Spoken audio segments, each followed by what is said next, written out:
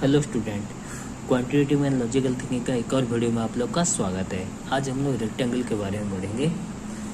तो देखो यहाँ पे रेक्टेंगल का डेफिनेशन क्या होता है। A rectangle is a quadrilateral with 4 right angles. In a rectangle both pairs of opposite sides are parallel and equal in length. The sum of angles of a rectangle is 360 degree. तो देखो ये एक rectangle है, इसका जो opposite sides है ये parallel है और इक्वल है, और हर एक एंगल कितना होगा वो 90 डिग्री है।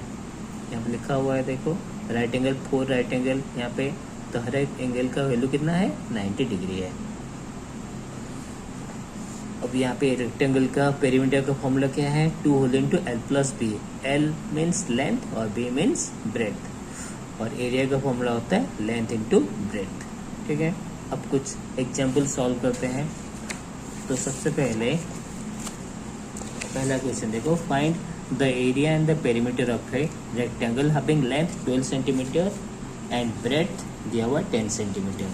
तो सबसे पहले यहाँ पे एरिया पूछा है। एरिया का फॉर्मूला क्या होता है, लेंथ इंटू ब्रेथ, क्योंकि देखो find the area and perimeter बोला है, तो एरिया हम लोग निकाल दिए। एरिया को एल इंटू बी, तो 12 इंटू ब्रेथ कितना है 10 इक्वल टू 120 सेंटीमीटर स्क्वायर। ये हो गया एरिया। क्लियर। अब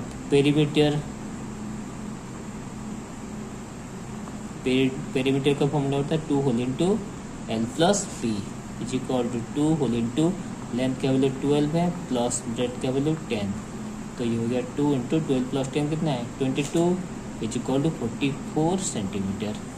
ये हो गया perimeter. Clear. Next number 2, a field is in the form of a rectangle having its side in the ratio 2:3। The area of the field is 1.5 hectare. Find the length and breadth of the field. ठीक है, late जो unknown quantity हम लोग x लेके solve करते हैं। Let length L equal to 2x और breadth equal to 3x। Clear. अब एरिया का फॉर्मूला क्या होता है, 2 लेंथ इंटू ब्रेथ, इसका मतलब 2x into 3x is equal to 1.5 hectare. तो 1.5 हेक्टेयर मीन्स हम लोग यहाँ पे 1.5 इंटू हेक्टेयर मतलब मीटर स्क्वायर में कन्वर्ट करो, 10,000 मीटर स्क्वायर। इसको अगर सॉल्व करोगे तो ये हो जाएगा कितना 15 into 15,000 into 1,000 equal to 15,000 metre square. ठीक है, इम्प्लाइज 2x इंटू 3x कितना होता है 6x square. 6x square equal to 15,000 implies x square equal to 15,000 divided by 6 कितना होगा, ये होगा 2500। Implies x is equal to 2500 whole root over.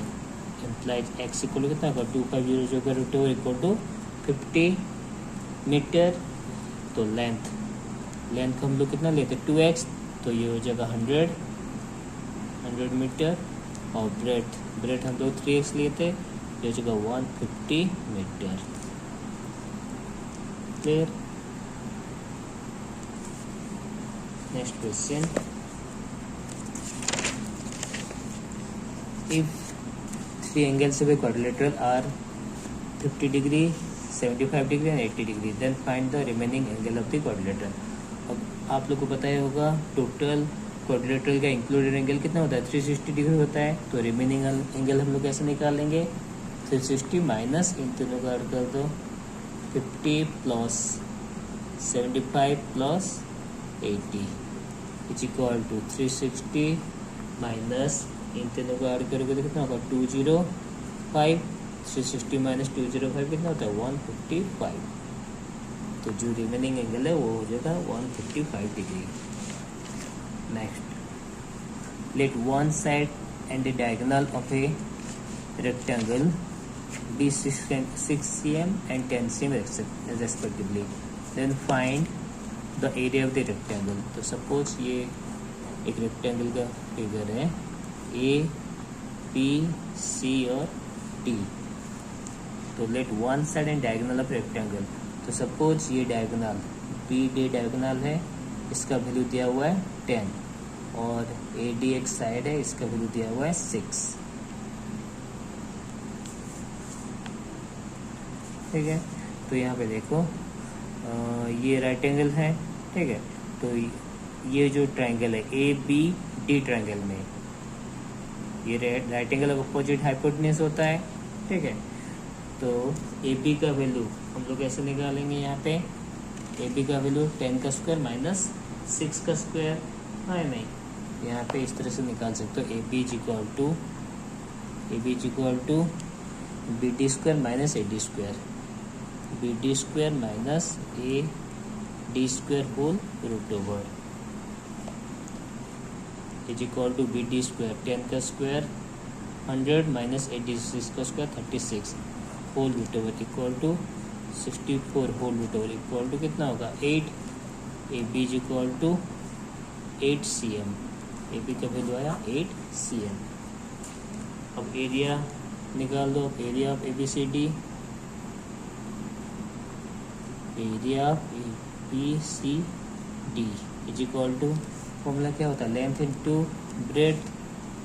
तो लेंथ हम लोग का आ गया 6 into 8 is equal to 48 cm square, 48 cm square ये हो गया एरिया। क्लियर? नेक्स्ट क्वेश्चन दिया हुआ है the length of a rectangle is 8 cm and width is 5 cm। तो सबसे पहले यहाँ पे एरिया पहले निकाल दो। एरिया इक्वल टू कितना होगा 8 into 5 equal to 40। Clear? If the length is greater by 2 cm, what should be the width so that the new rectangle has the same area as the past one? तो यहाँ पे if the length is greater by 2 cm, then again new length